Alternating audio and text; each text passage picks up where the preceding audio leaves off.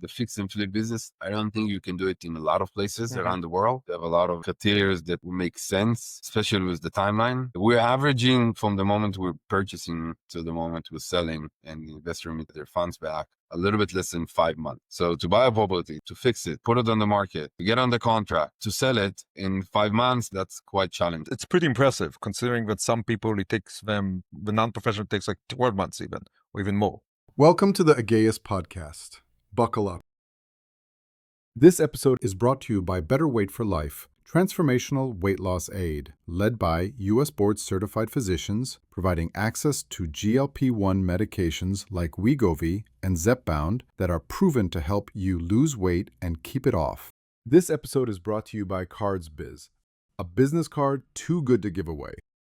So this is cards. This is what we make in CardsBiz. This is the black Amex of business card, made out of metal, glass polymer, engraved in real gold or silver. And basically you don't give this away. You basically tap somebody's phone and the information is shared. So like you make the best impression in every meeting.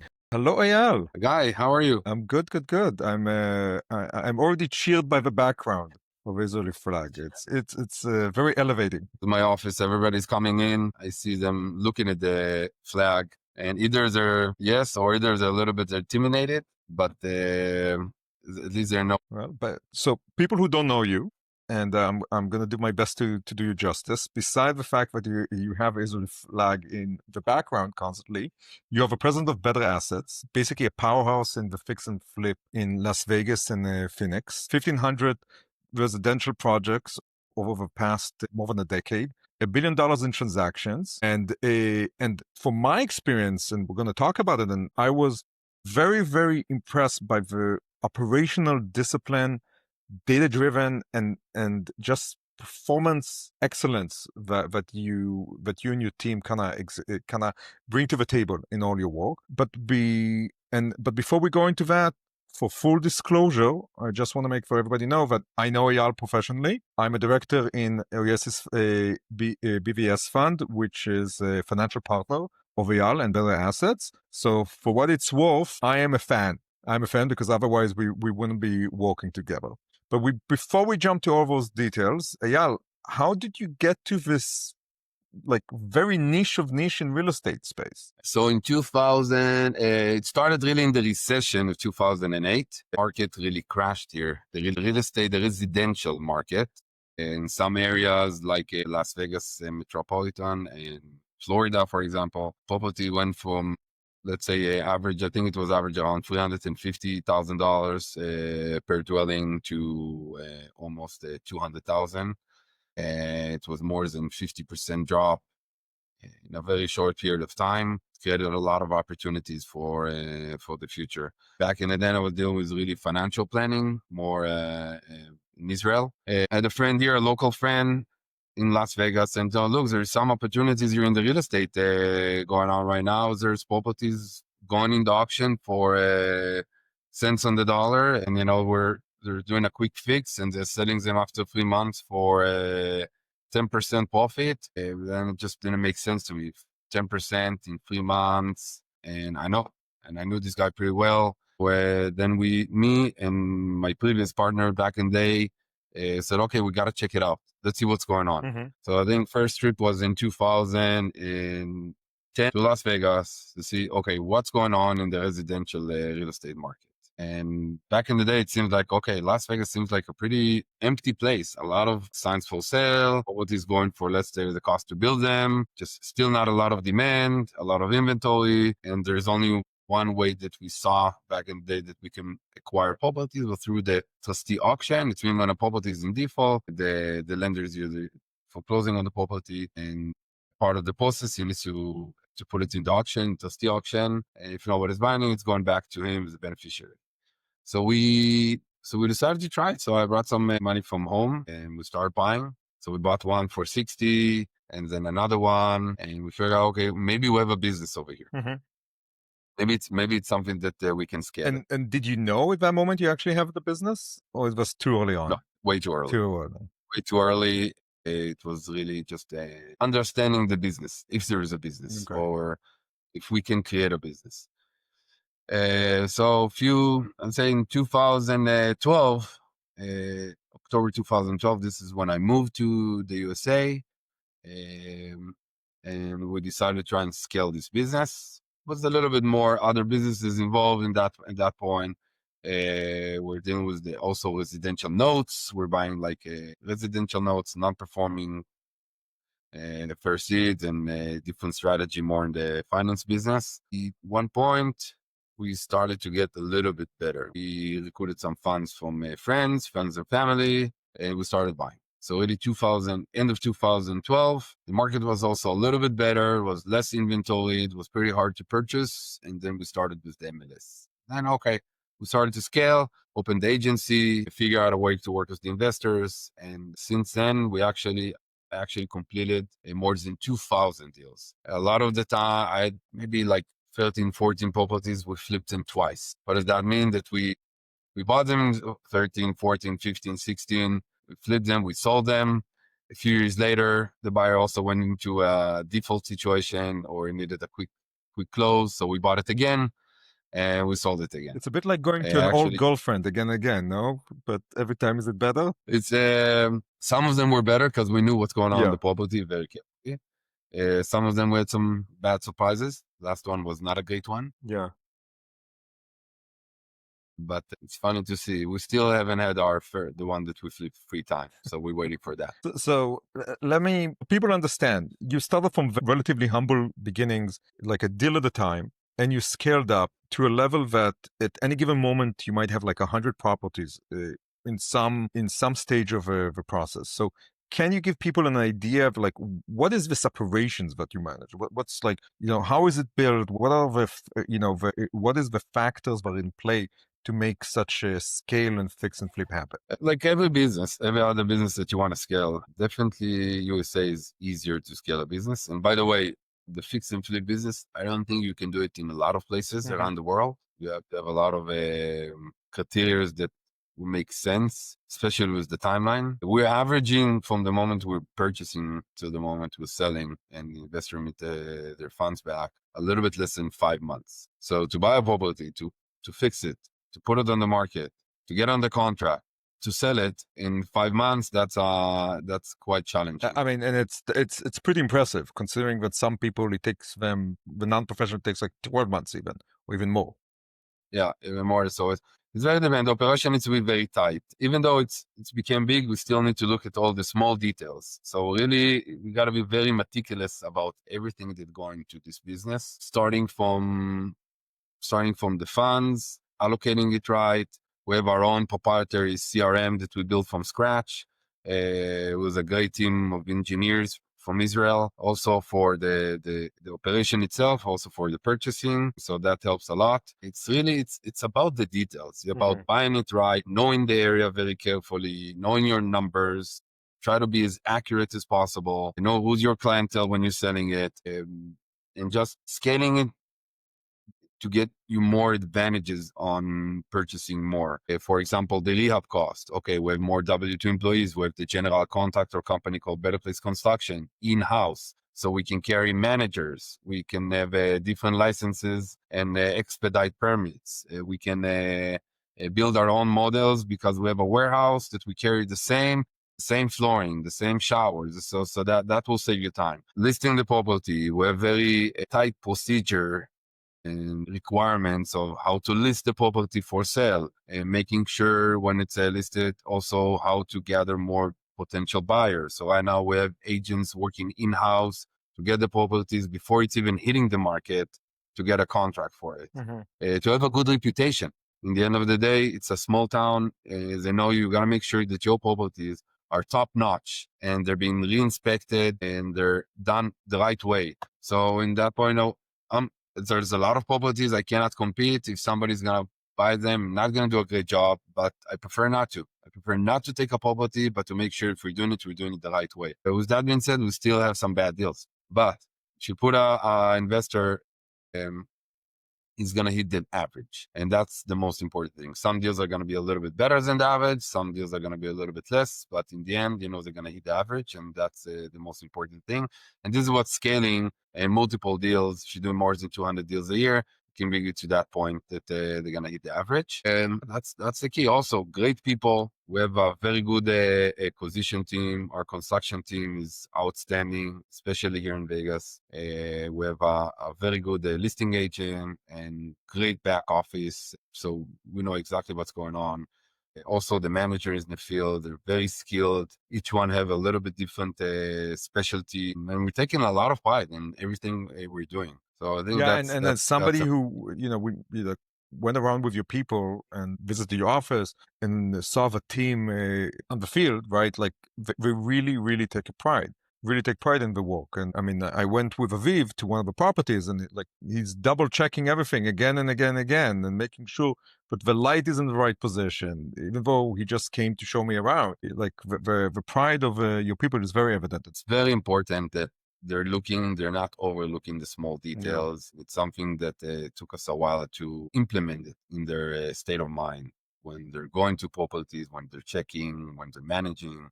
To have all the tools they can have to make sure they're in budget, working with a Gantt chart to make sure, we're saving time, uploading everything that we need, photos, communication. If we have an issue, we're jumping together, multiple meetings to see how we always can get better. And there's a reason for better assets that we always trying to get better. That's the key. And very, very challenging market right now for in general for real estate. So it's something that if we can get through this time and make sure that we're staying good, I think it's going to be easier in the next few years ahead of us. So and how many people work under you, under all the different functions you mentioned? Altogether, we have around 25 W2 employees. We have a lot of subcontractors that we're using, close to maybe 60, but they're not only working for us. Let's say we have a big responsibility, but I can say that each one of the team members are very good. Amazing. So let's go back a little about the fix and flip as a transaction, as a business. What do you think is the biggest myths people have on fix and flip? I think the fix and flip doesn't have a great reputation from the buyer's point of view. So when somebody's coming to buy a fixed property, usually, it's a fixed property. It wasn't done right. They're trying to do shortcuts to make sure they're saving. So that's something we're trying to change their mind and understand. Okay, this is a really, really good rehab here. This is good construction. We took care of all the small details. They're pre-inspected, and we're always ready and willing to do repairs to make sure the clients is happy. They're happy. So to see them happy is pretty nice when they're getting a good product. Also, if there's any issues popping a year after, 2 years, it's a bit too long, but a few months after a year, we're always coming and taking care of business and keeping the reputation. So that's one thing, that's amazing. That fix and flip properties are not really quality. And so I hope we change that a little bit with better assets. Also, just a lot of stuff. I think it's easy. It's not an easy business at all. The thing they're making great money on each property. Most of them are not. They're really buying it too high. See that all the time. They're just buying it too high, hoping the market will appreciate like it was in 2021 or 2018 or 17. It's just, or the beginning of 2022. It's not the case. So we need to be very careful on the purchasing, exactly where you're purchasing. Just need to be very, very good at that business. Of course, I'm in the fix and flip business, but there's a lot of multiple businesses surrounding this business. What does that mean? How money it became lending, something that is very popular these days, especially when they can charge some beginner flippers at 12% a year with a high origination fee. There's the wholesaling, which was a great business in the last few years. In the last year or so, a little bit less, just because people don't have a lot of equity since. So people who don't understand what's wholesaling, can you please explain that? Wholesaling is basically to reach out to seller directly and to sell his property to another investor without putting any money in.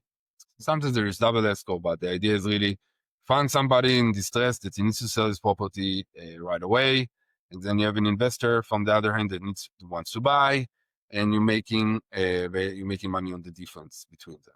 That's basically in a nutshell wholesaling. And a lot of the wholesalers, they started, okay, let's maximize our profit and let's also do let's fix it and sell it to the end buyer. So I see they're doing it more and more, which makes sense in some areas and specific markets, but they're doing pretty well because the whole idea, the concept of selling it direct without any realtors or commission, very convenient. So I see that, and it's something I think it's only going to increase in time. We're going to see more and more sales going through direct and less through the traditional realtors. There's advantages. There's also disadvantage. Sometimes it's good for a specific property. It's not good for another one. It's good for a specific person that he wants to sell it direct, but he's not going to maximize his profit. So it's very dependent. So what would you say? Okay, so let's say I come to you, Eyal, and say, hey, I want to do fix and flip. Okay, I want to do it over the weekend, or want to take this as a side hustle. Like, what would you tell me? A lot of moms and pops shop for You're smiling. fix I and see flip. you. I see you're smiling, and you're just saying this. I think it's just very dangerous for it. One of our managers in Phoenix was doing it by himself, 2, 3, 4 a year. He found them. Great. He's going to save a little bit on the rehab when he's going to do a lot of the stuff himself, but it's time consuming. And then if we have one deal that is going south, we didn't make any profit or lost money on it, it's very significant. Oh, here we go. He lost a third of his income that year, even more because they have a loss. So it's to be balanced. So he started working, understanding, okay, I don't want to do those 3, 4 a year. I love the construction, and he's very good at it. It's very perfectionist guy, but it's too risky for them. Yeah.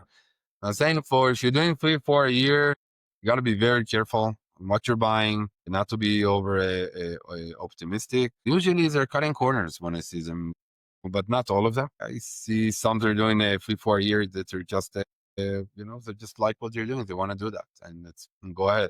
We're doing it very differently, starting from the way we work in, our disclosures, our standard, the licensing that we have to put over, the liability that we have. So I hope they look at all the other factors. I do see a lot of people starting and stopping right away.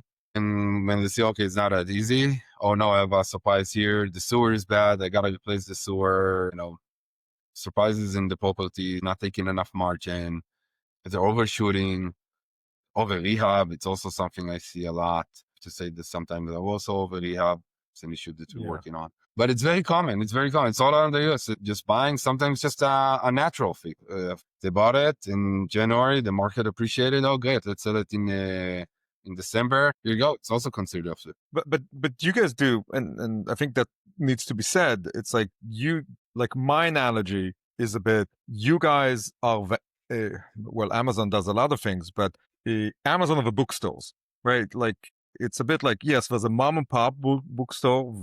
The world has changed. It's very difficult to do it. Maybe there's some that succeed in very specific niches, but you bring a level of logistics, professionalism, and scale that is very, very high to this field. And again, that was my association when I was first introduced to you guys. It's like, you're in a way like the Amazon of fix and flips. Would you agree with that, or you have a better metaphor? It's very hard to think about you as a potential Amazon, but the idea in the Las Vegas and Phoenix area, right? But yes,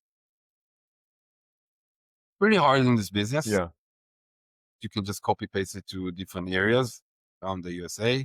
First of all, it's not all of them are good for fix and flip. You're going to Beverly Hills, for example. It's so expensive; it doesn't make sense to fix a property. You got to tear it down. You're gonna rebuild it, and so it's new construction. It's not 1 year; it's 2, 3 years. Probably the margin are also way higher. It's just a little bit more risky, so it's a completely different business.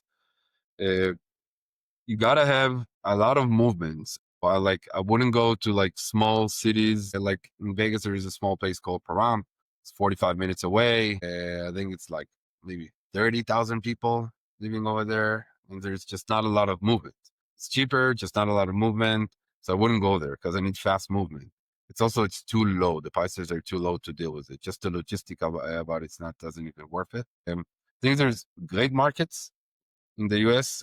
Just everything is very different, especially in the fix and flip. You got to know the area very well. So even if you're starting a new territory, like we started in Phoenix, it took us a while to understand where do we want to focus, how do we want to deal with the construction, who's our clientele, what are we looking exactly, and it was but the year that we have some bad deals, some lucky and good deals, and I think now we find a way after a few years only. The rules are different. The real estate laws are very different between city to state to state. So it's not that easy to scale. And I think it's possible. We've done it in Phoenix. We're probably gonna do it in different areas. It just takes more, and also it's very dependent on the market. If the market is bad, it's gonna be very hard to maintain a business with the margins. It's a lot of challenges. I think what we're also trying to do in Vegas is really to maximize our profit with making sure that the fees are low, the everything related to escrow is lower cost, rehab lower cost, just really maximize the profit as much as we can. So how about you kind of let's get a little more color into this, because I think we talked on, from a big picture, but can you walk us through a typical deal, like from sourcing to sale, and how do the different team members get involved in every stage, and kind of what are the considerations in every stage? Sure. I'll try to take something average. Let's see what we just sold. I'll take you a leader. So probably here in Las Vegas, on Reader Street, we purchased the property. So you're literally looking at the CRM right now to give us the example. Yeah, I'm looking at the CRM. I don't remember all the dates by heart. So that's a property that we purchased through a probate. The probate that divorce, or it's usually inheriting a property for a few siblings. They're selling it, but it's got to go through a probate to approve the sale. A different opinion on the ways they're doing it here, but I know it's a fact. So we purchased it through probate. Got approved from court, and we closed it on December 15, 2024. We purchased the property. It was vacant. We purchased it for $235,000. It needed a lot of work. It needed to replace the roof, the HVAC system, needed almost a lot of the drywalls. So luckily, nothing is permitted. It takes time that we need to submit plans. So usually it's over the counter. So it was a pretty fast process for that. We took $80,000 for so before we purchased the property, we went to see it. It went through our estimating team.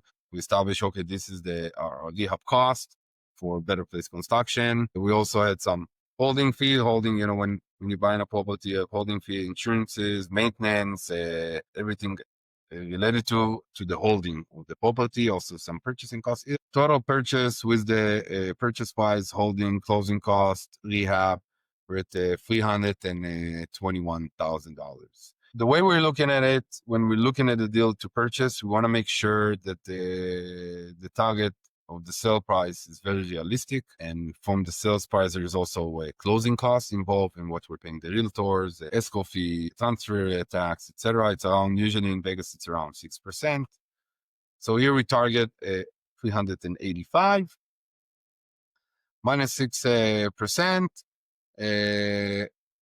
And then minus 321,500, that was around 12%. 12%, we thought it's going to be like a 4-month deal. Well, meet our criteria, we're good to go. We're good to purchase the property. We started the rehab. We purchased the property. Everything was clear title. We completed the rehab. Rehab started. It was really the day after we purchased it, which is also quite an achievement when you have multiple properties to start it right away. Make sure you're not wasting time. Permits are really online. We completed it on March 11. So that was a little bit less than 3 months. We put it on the market. We got multiple offers on this property. Why? We listed because we listed it in the right price. We didn't overprice it. make sure it's affordable. It's a little bit below the comps. It still meet our target. Our target was pretty solid.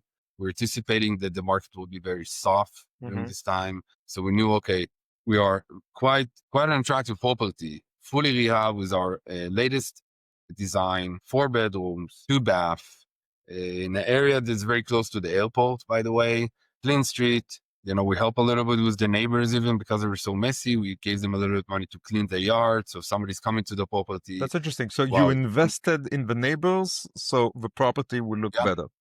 Amazing. Yes. Okay. Yes. And they were happy. Yeah. They got free money right now to clean their yard. I don't know if it stayed that way, but at least For temporary. the sale.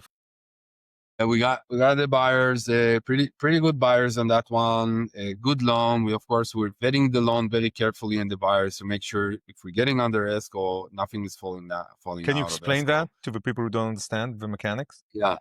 The end buyer, I don't know exactly the percentages, but I think it's more than 90%. They're buying it with a loan. Okay.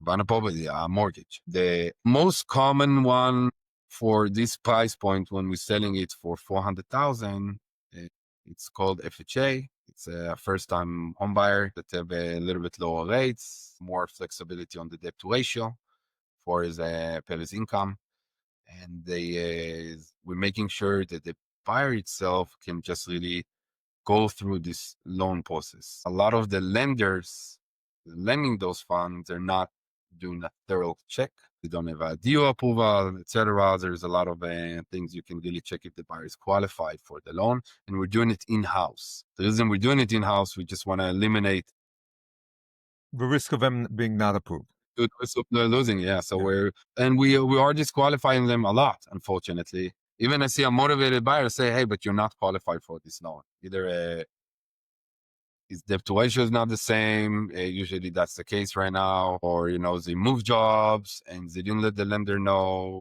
They did any kind of movement that affected their credit score. A lot of things that can be an issue. So let's say we got them qualified. We got the loan. It was for 400,000. It was 10K back. I'm not going to get into the details of what does that mean, closing costs, but basically it's helping them in the loan to lower the rates a little bit, the way you just buy down some of the rates. It's more on the finance side. And we sold it great. Okay. We was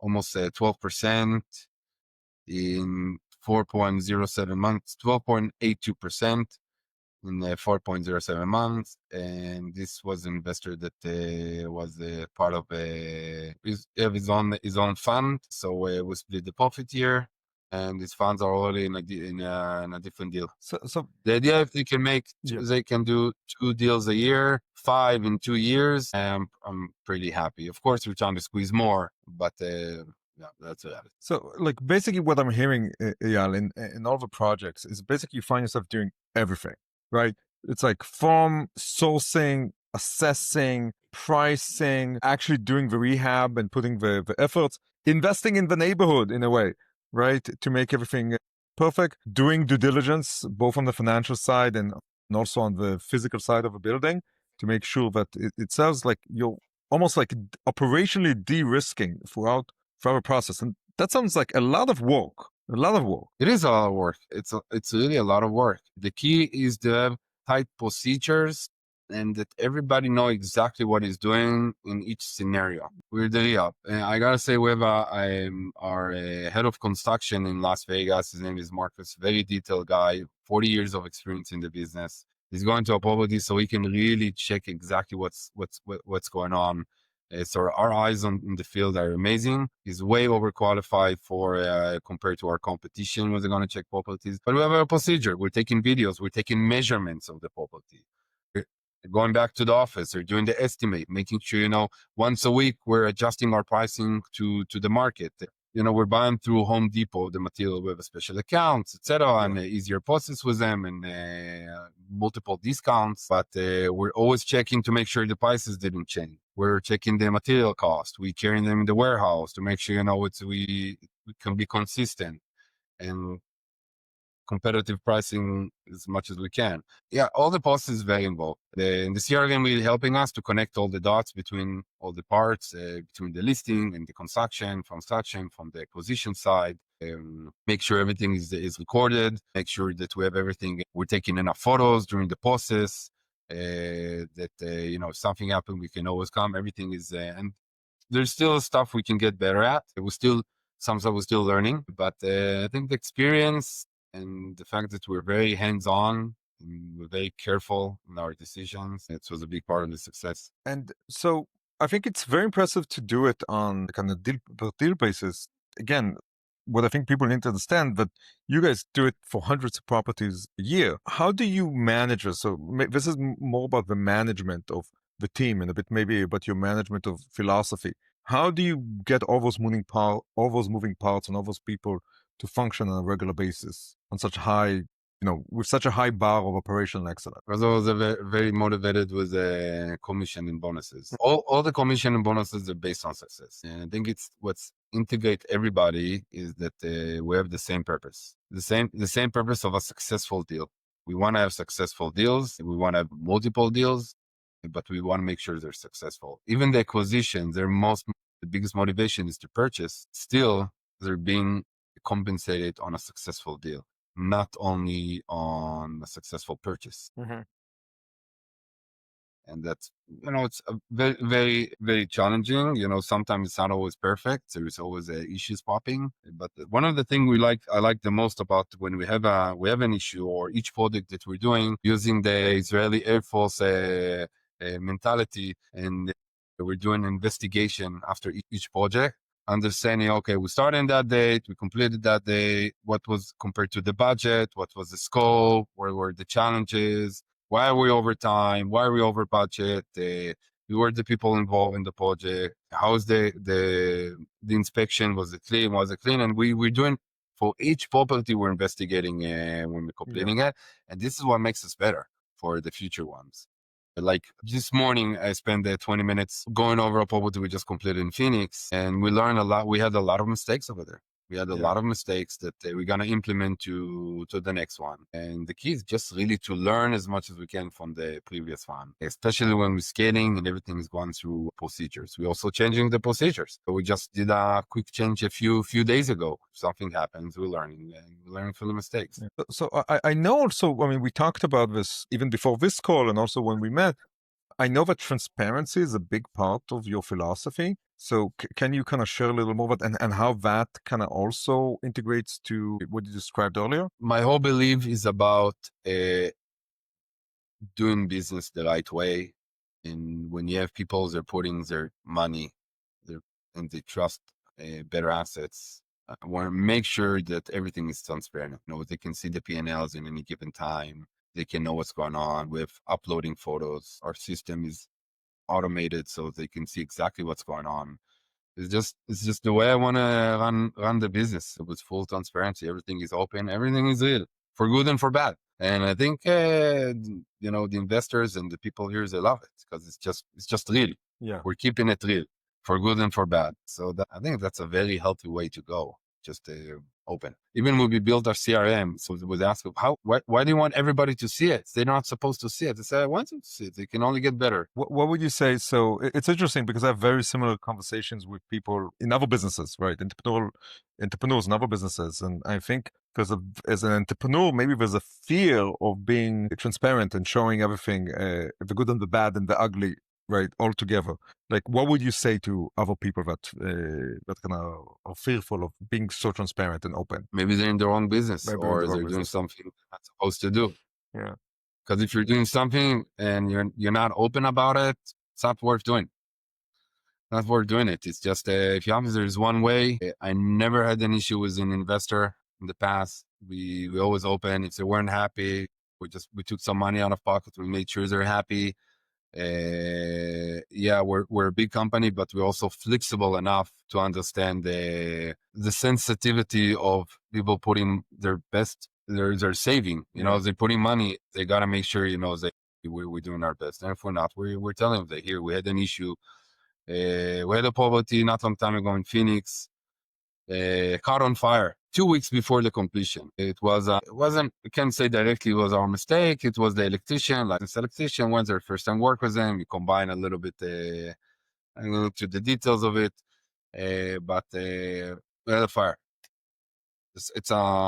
And we're not built for it like we built for fire properties here in Vegas. Call the investor. Look, we have an issue. We're gonna get probably money from the insurance because we're fully insured. And let me buy you out. I don't want you to stay right now. It could be, I don't know how long it will take. I don't have experience in repairing properties in Phoenix. It's a different municipalities. They're looking at it differently. I don't know. So I don't want you to have. So we just bought them out. If they were happy, we're working with the property. We're learning. It's a little bit of a learning curve because they're asking more stuff that we're not used to. But we're doing it ourselves, and we'll see if we're gonna pursue more of those in the future. I doubt it. But that's the way we're working. Really, we don't want to put the risk on the investors. Like we always have enough cash sitting on the side. Really like a bank, we have kind of like reserves to make sure there's enough reserve in case something. So Eyal, maybe a bit of a final words about the future. Where do you see the future holds? What does the future hold? Very challenging market right now. The rates are 30 years rate are really sticking to this 7%. You just have lack.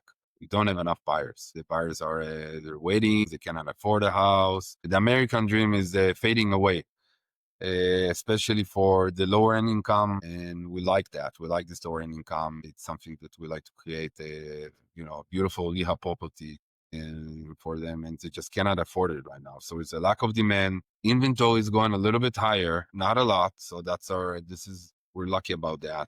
But I think if you ask me in the next 3, 4, 5 years, I think it's going to be a great investment. If you ask me what's going to happen till the end of the year, I feel more uncertain with the market till the end of this 2025 compared to the next 2-3 years. I think the next 2-3 years are going to be pretty good because the rates will probably go down in one point, which will allow more demand.